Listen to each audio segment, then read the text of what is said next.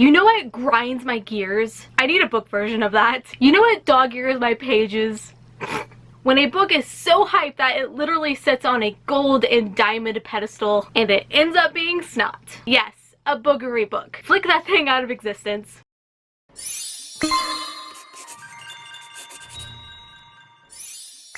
Hi everyone, my name is Holly, and in today's video I am going to be talking about all of the books that I read in January. So out of the 7 books that I read this month, which by the way is actually really good for me, I was a reading machine. I only enjoyed 2 of them. Yeah. It was a bad month, but it is what it is. That just means 5 books that won't be taking up space on my shelves anymore. So if you like ranty reviews, then go ahead and give this video a big thumbs up because you're going to enjoy this one. So the very first book that I read this month, and I honestly cannot believe this happened, but I started 2019 off with possibly my first book to be on my worst books of the year list. There's a first for everything, I guess. That first book I am talking about is The Star-Touched Queen by Roshani Chokshi. This has one of my most hated tropes of all time, and that is women hating each other. And this book literally starts off like that. Why didn't you guys warn me? This is supposed to be a Hades and Persephone retelling, and the story starts off with our main character, Princess Maya, who is forced into a marriage for political reasons to save her father's country. But in reality, there cannot be a right choice for a husband, so Maya is commanded to drink poison and commit suicide, which is supposed to solve the problem. And naturally, the moment she is about to drink that poison, a beautiful Amar rushes in and saves her and takes her away to a place and land of magical things. I'm the type of reader who needs a structure in my stories, and I need to know what's going on.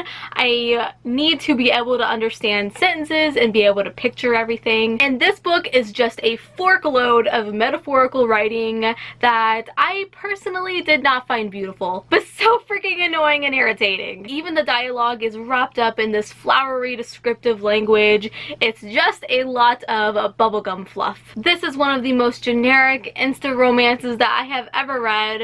The bland main character, who by the way has no ambition whatsoever, who falls in love with the guy who she meets by the air suddenly changing in the room before she even sees his freaking face. He has a hood up covering his face almost the entire book. He could have been a freaking goblin for all she knew. I mean, she does go to a land full of strange creatures. I mean, he could have been a lizard. And I can't even count on one hand facts that we know of the main characters. No one has any character development or even any common sense. Some of Maya's decisions made me want to tear my hair out. She made rash decisions from seeing things that were so easily deemed suspicious, but took them as truth without second guessing it. She literally believed every single little thing she heard and saw without questioning. And then she would hold out on information that could possibly save everything. I absolutely see the reason why this book's rating on Goodreads has plummeted. I really wish it was good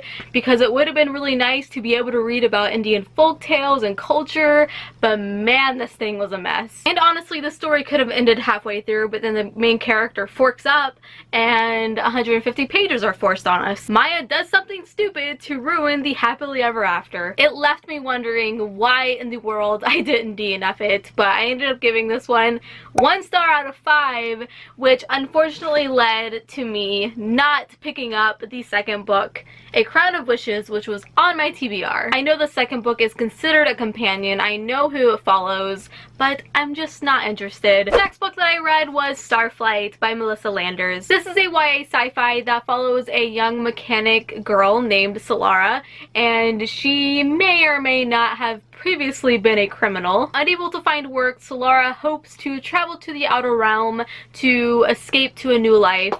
But in order to do that, she must become a servant to her rival from high school. And she basically boards a spaceship with him and a crew while they travel through space and are chased by authorities and space pirates. I really wanted to be blown away by Starflight. I really wanted fantastical descriptions of new worlds and action-packed scenes. There were a few parts that I enjoyed, particularly the space pirates, but overall I am just so underwhelmed by the science fiction elements. The problem here is that this is for sure a YA romance masquerading as a sci-fi. I feel like this is good for people who aren't used to reading sci-fi. For example, we are hundreds of years into the future in this book, yet our main characters still talk like normal 21st century teenagers. Every single planet that they visited was like a replica of America, like the American culture, and it made me wonder, like, after hundreds of years, there were any cultural influences within the whole galaxy. Terraformation is actually mentioned in this book, and I enjoyed that little snippet. I was like, ooh, like, I like this little sci-fi element that this author added. So we get terraformation, but we're not getting any alien life. Literally every single person is human. Oh, and there is a scene in this book where the character is skydiving out of a spaceship in space, wearing nothing but a spacesuit. It doesn't work like that. So I kind of just assumed that the author added all of this stuff in, just trying to make it sci-fi. The romance wasn't believable. I found it hard to believe that Solara would fall in love with a guy who literally treated her like scum between his toes. Speaking of toes, oh gosh, there is a sentence that the love interest says in this book that I think you're going to get a kick out of. He sees Solara's toes and says, it must have been a long time since he'd seen a girl's naked toes,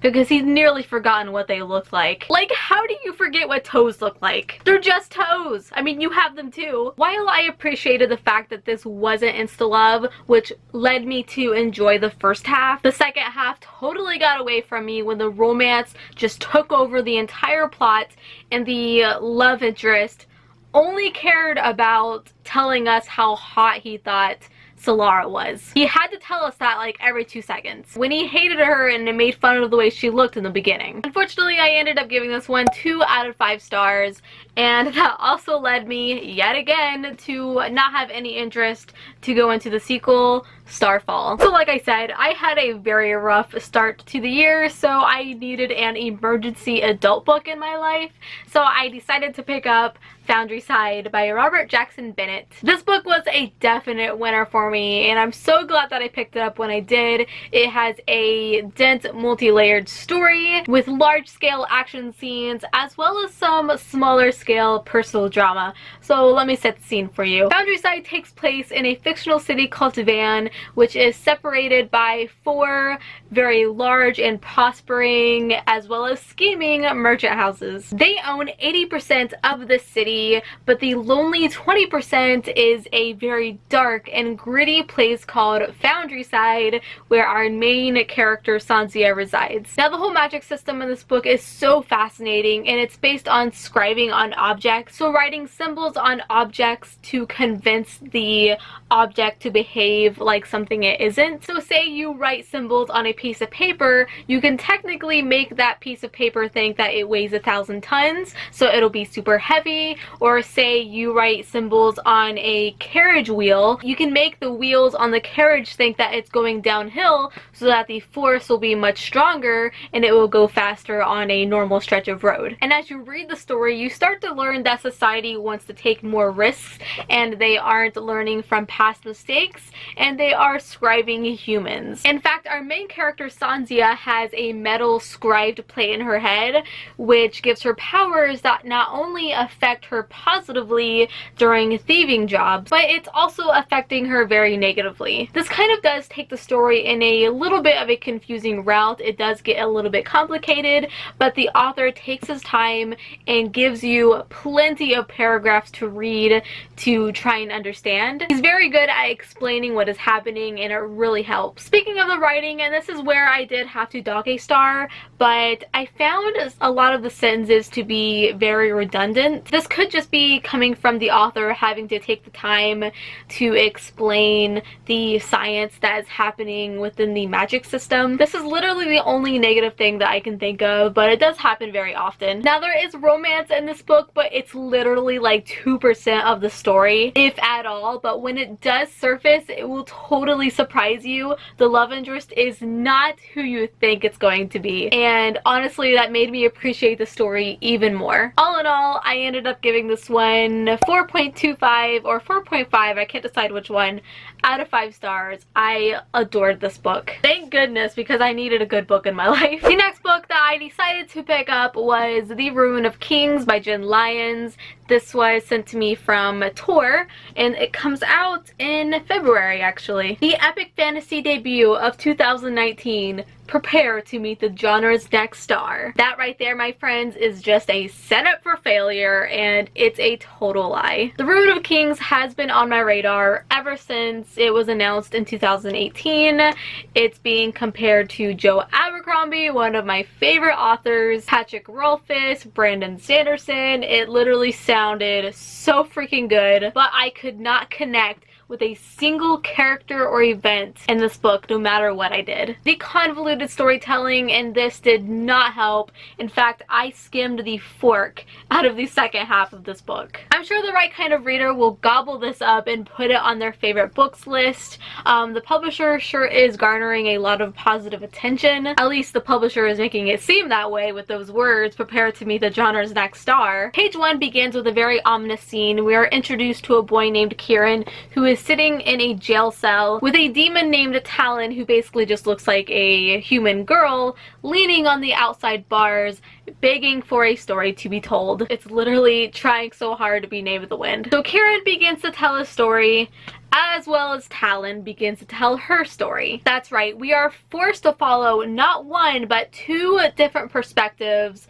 of the same story being told. There's Kieran's first-person perspective talking about recent events, and then there's Talon's third-person perspective talking about the events that happened before the events he's telling. So yes, Talon's perspective is not about her. They're also about Kieran, but his name isn't Kieran, his name is Rook. Are you following me, or are you gone already? Oh yeah, there are also footnotes on every single page, and there's nothing wrong with footnotes, but with just everything that's already in the story being hard to follow, that didn't help. It's not like I don't enjoy a complex story. I freaking do. Give me all of the complexity. But with the writing style and body swapping where characters aren't actually the character you think they are while you're reading them, and the 10-page glossary in the back of the book with smash your face on keyboard names and locations, including multiple nicknames for characters and multiple slangs for them, this quickly became a chore for me. Adding insult to injury, I found the main character Kieran very unlikable, and I just did not enjoy reading his story whatsoever. I truly think that if we had a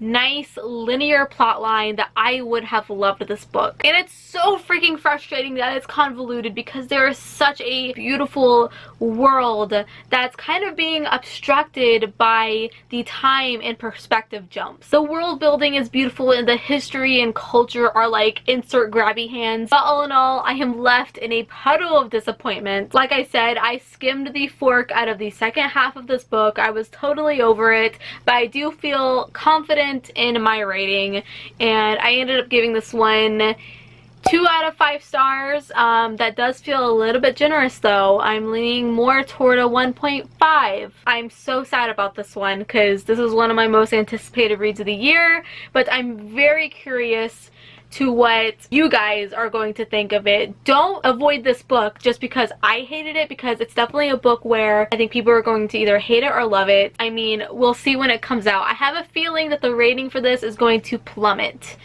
but we'll see. Up next, I decided to pick up another arc, and that was The Wolf and the Whale by Jordana Max Brodsky, and this was sent to me from Orbit, and this one is out actually. Holy crap, people, this book blew me to pieces. The story begins with our main character being born actually, and she was born with a man's spirit in a woman's body. So when she took her father's name, Omat, she also took in his spirit and is raised as he was. She is even called Little Sun by her grandfather, and she's confused on why she isn't growing facial hair like all of the rest of the boys in her tribe. She's always believed that she would grow up to be a great hunter, take a wife, and father children. No one ever questioned her maleness until, well, a certain scene in this book, but you'll have to read it to find out what I'm talking about, because I'm not going any farther than that. But this makes her question everything that she's ever believed in, including becoming a strong shaman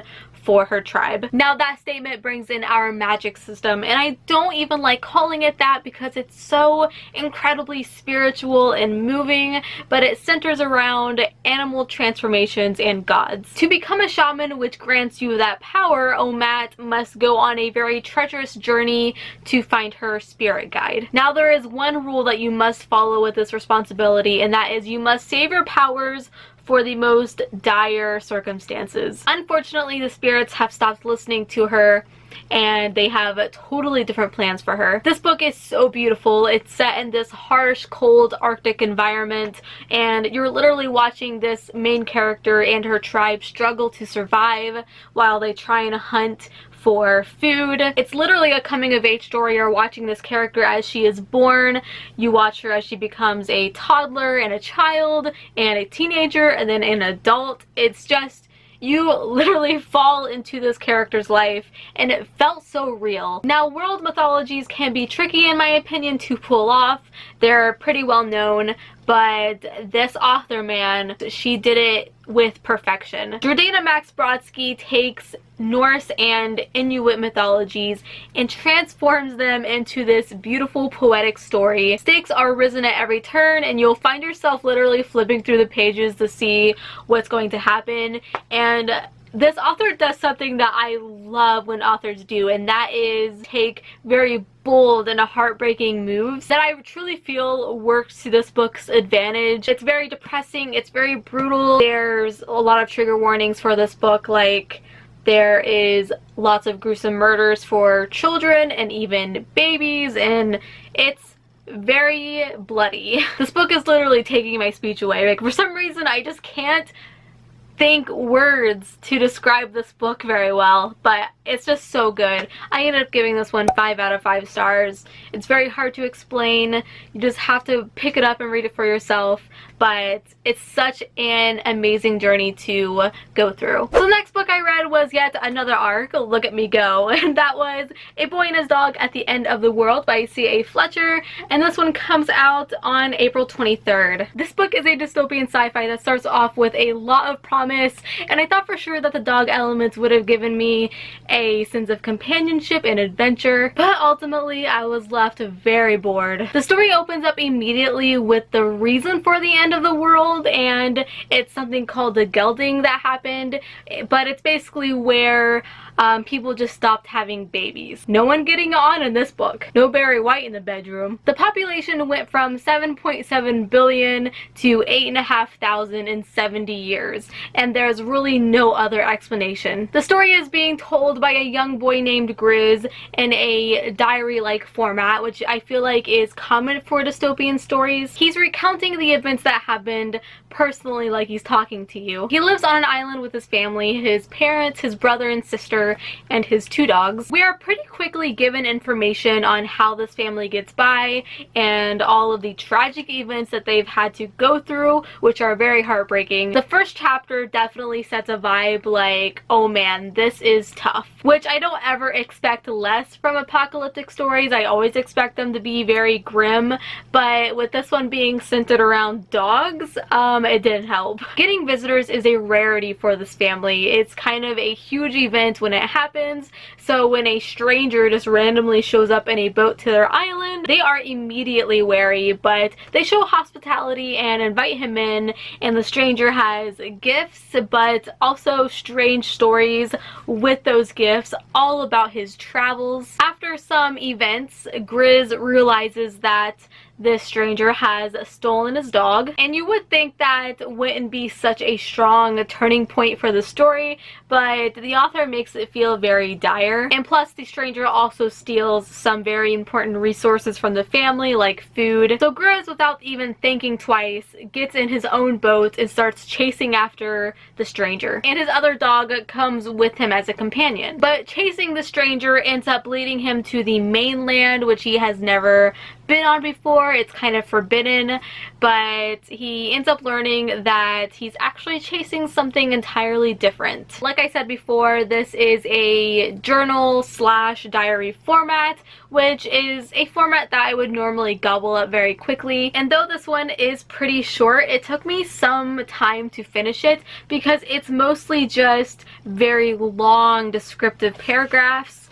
So literally the whole book is kind of like this, like I mean, look at that page. That's really all it consists of, just very long, dreary descriptive paragraphs. And even the conversation, there are no quotation marks to indicate that someone is talking. In fact, I would be like halfway through a paragraph and at the end it would say he said, and I'd be like, oh crap, well I gotta reread that paragraph because I wasn't picturing someone talking. Also, since this is a diary format, I think it would have really benefited with like pictures and doodles that the main character would more than likely draw in a journal, because he's a child.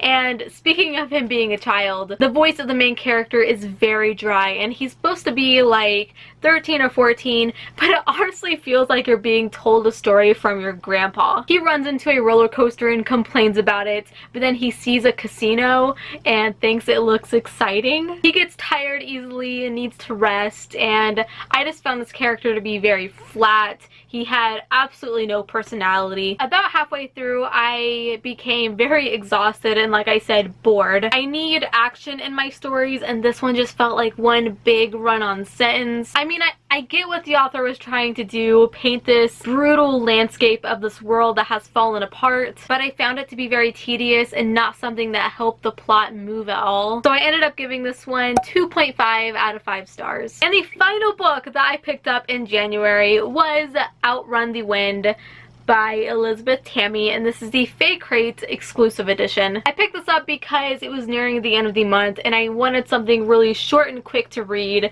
and I couldn't have picked a better book because this story is extremely simple and basic. This was majorly promoted to be an Artemis retelling, and Artemis is maybe present 15 pages out of the 300. And the Artemis character that we do get is so mean, and I hate to say it, but such a bitchy character, and she deserved so much better than that. This is actually an Atalanta retelling, who is a lost princess of King Isos. I don't know how to say that name, but she has a run-in with our secondary character named Kahina, who is a huntress of Artemis. And this is also supposed to be a lesbian forbidden romance, and the beginning literally opens up with Kahina seeing Atalanta and being absolutely fascinated by her muscled body and her beautiful long blonde hair, but then her tune completely changes a couple chapters ahead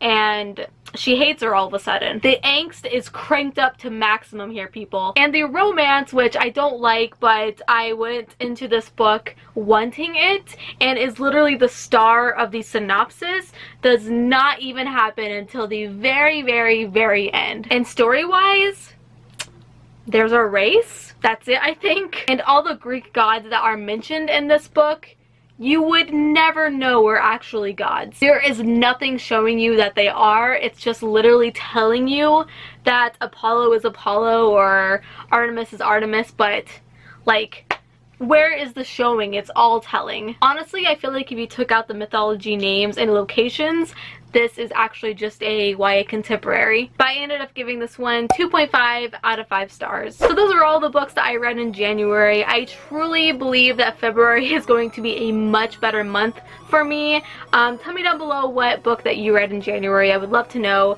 Go ahead and give this video a big thumbs up because it helps me out so much. And don't forget to subscribe. I upload videos every single week. Go ahead and follow me on social media. I'm on Instagram at HollyHeartsBooks and on Twitter at HollyNiece. And until we meet again, happy reading.